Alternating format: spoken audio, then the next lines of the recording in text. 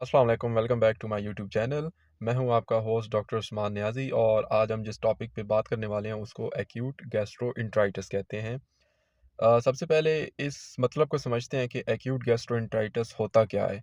Acute गैस्ट्रोइंटेराइटिस जो होता है, एक्यूट एक होता है और एक क्रोनिक होता है। एक्यूट जो होगा वो 14 दिन या 14 दिन से कम अगर आपको ये इन्फेक्शन हुआ है तो वो एक्यूट कहलाएगा, और अगर 14 दिन से ज़्यादा हो जाएगा तो वो क्रोनिक कहलाएगा। अब हम बात करते हैं कि गैस्ट्रोइंटेराइटिस क्या होता है। गैस्ट्रो का मतलब है स्टमक, एंट्राइटिस इट्स मीन क्या है, आपकी इन्फेक्शन चल रहा है आपका स्मॉल इंटेस्टाइन लार्ज इंटेस्टाइन में। तो गैस्ट्रोएंटेराइटिस इसको कलेक्टिवली आप बोलेंगे कि आपके मैदे में कोई सोजिश वगैरह है या कोई इन्फेक्शन वगैरह है, और आपकी आंतों में भी इन्फेक्शन वगैरह है जिसकी वजह से आपको जो है ना डायरिया भी हो रहा है, साथ में वोमिटिंग भी हो रही है, साथ में आपको बुखार वगैरह भी हल्का फुल्का है, लाइक 101 या 102 पे। तो इट्स मीन इसके जो मेन साइन सिम्टम गैस्ट्रोएंटेराइटिस के हैं वो डायरिया, वोमिटिंग एंड फीवर। लेकिन इसमें जो फ़ीवर की जो एपिसोड्स होती हैं वो बार-बार होता है आपको फ़ीवर माइल्ड किस्म का, और 24 आवर में ही आपको ये जो है ना एपिसोड्स 1-2 आ जाती हैं फ़ीवर की। लेकिन इसमें इतना ज़्यादा हाई ग्रेड फ़ीवर नहीं होता। बहरहाल इसमें डायरिया के साथ आपको ये प्रेज़ेंट कर सकती है ये डिज़ीज़, और साथ में आपको बहुत ज़्यादा वोमिटिंग हो सकती है।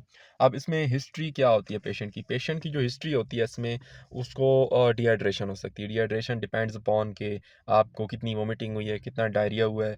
तो उसी के लिहाज से आपका वो डिहाइड्रेशन होगी। डिहाइड्रेशन को आम अल्फाज में पानी की कमी कहते हैं। तो डिहाइड्रेशन एक तो होगा पेशेंट को, साथ में उसकी जो यूरिन आउटपुट होगी, मीन्स कि उसका जो छोटा पेशाब वो कम होगा, वो कम उसने किया होगा, क्योंकि पानी की कमी होगी तो ज़ाहिर सी बात है छोटा पेशाब भी कम ही आएगा। और ये लास्ट 6 आवर्स से 8 आवर्स के बीच में ना उसकी यूरिन आउटपुट कम हो जाएगी। साथ में उसको अगर उससे हिस्ट्री ली जाए तो वो ये भी बताएगा कि जो प्यास है वो उसको ज़्यादा लग रही है, हिस्ट्री ऑफ थर्स्ट वगैरह, और उसकी जो ज़बान है वो भी काफ़ी खुश्क होगी, तो ड्राइनेस ऑफ टंग कहते हैं उसको। इसके अलावा अब डिहाइड्रेशन की थोड़ी सी डिस्कस करते हैं। डिहाइड्रेशन इस तरह है कि अब हम ज़्यादा डिटेल में तो नहीं जाएंगे, लेकिन जिस तरह पीड्स में होता है, बच्चों में होता है कि माइल्ड, मॉडरेट, सीवियर। इसमें यूजुअली हम इस तरह ट्रीट करते हैं कि माइल्ड या मॉडरेट को ज़हन में रख के ना, तो इस तरह हम उसकी जो डिहाइड्रेशन होती है वो ट्रीट करते हैं हॉस्पिटल में। तो depending upon the time of symptom, तो हम ये भी असेस करते हैं कि यार ये जो गैस्ट्रोएंटेराइटिस हुआ है ये क्या वायरल है या बैक्टीरियल है। मोस्ट कॉमनली जो एक्यूट गैस्ट्रोएंटेराइटिस होते हैं वो वायरल ही होते हैं। हम जो हिस्ट्री की बात करते हैं उसमें हम एरिया ऑफ लूज स्टूल हम देखते हैं कि यार किस एरिया में वो बंदा रह रहा है। हो सकता है कि कोई बैकवर्ड एरिया हो, या आप जहाँ पे पानी की जो साफ़ पानी की दस्तयाबी होती है वो इतनी साफ़ पानी उनको वहाँ पे मैसर ना हो। तो ज़रूरी नहीं कि मतलब ये सारी चीज़ें हो सकता है एनाफिलैक्सिस में हो पेशेंट, तो ये सारी चीज़ें हमें देखनी पड़ती हैं। तो अगर अगर ये जो उसको डायरिया है, स्टूल्स हैं उसको पास हो रहे हैं, लूज़ स्टूल्स, अगर उसमें ब्लड आ रहा है तो मोस्ट प्रोबेबली ये जो होगा बैक्टीरियल ही होगा। और रोल ऑफ ऐसे यूजुअली जो वायरल होता है उसमें आपको ब्लड नहीं आता स्टूल में। तो इसमें अब हम मैनेजमेंट की जल्दी से बात कर लेते हैं। इसकी मैनेजमेंट इस तरह होती है कि इसमें आप एंटीबायोटिक देते हैं, साथ में आप इसमें रोल ऑफ फ्लूइड्स भी होता है। आपने जो इलेक्ट्रोलाइट्स लॉस हुए हैं उसके in the form of diarrhoea, in the form of vomiting, तो वो भी आपने मैनेज करना है। साथ में आपने पेशेंट को एनर्जी भी देनी है, जब उसको डायरिया और वोमिटिंग हुई है तो उससे उसकी एनर्जी भी लॉस हुई है। तो ये सारी चीज़ें हमने ज़हन में रख के उसकी ट्रीटमेंट करनी होती है। अब एंटीबायोटिक की अगर हम बात करें तो एंटीबायोटिक ज़ाहिर-सी बात है हम वायरल ही यूजुअली होता है। तो अगर बैक्टीरियल खुदा ना ख़ास्ता है तो उसमें एक तो हमें साइन अक्सर मिल जाता है कि उसके स्टूल में ब्लड होता है। तो फिर अगर स्टूल में बहुत ज़्यादा अगर उसके ब्लड आ रहा है तो फिर जो है ना हम उसको we need to cover the bacteria bacteria in wide spectrum, like gram negative भी हम जहन में अपने रखेंगे, एनारोबिक भी जहन में रखेंगे। तो ड्रग ऑफ चॉइस जो है ना कोई भी क्यूनोलोन्स आप दे सकते हैं इसमें as an antibiotic.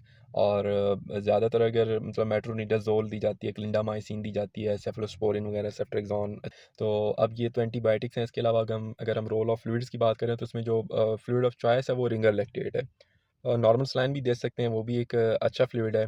Normal saline is also good.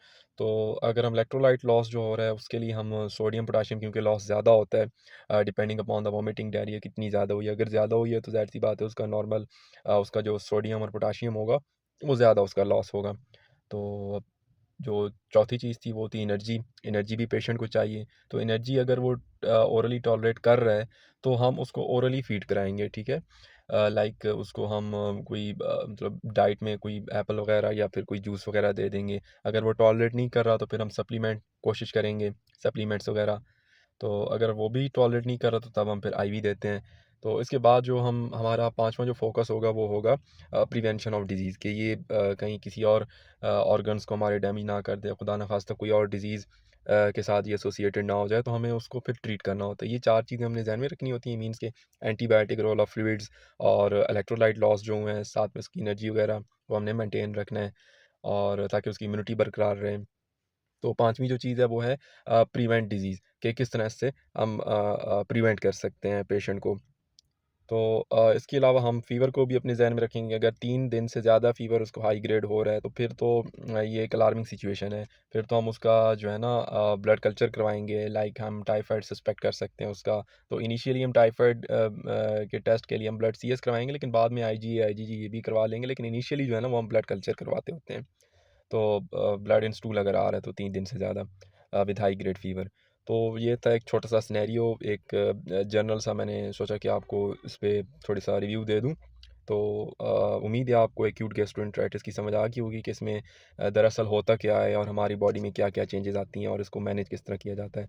मैं उम्मीद करता हूँ कि आपको मेरी वीडियो पसंद आती होंगी, और इंशाल्लाह मिलते हैं नेक्स्ट वीडियो में। तब तक के लिए अल्लाह हाफ़िज़।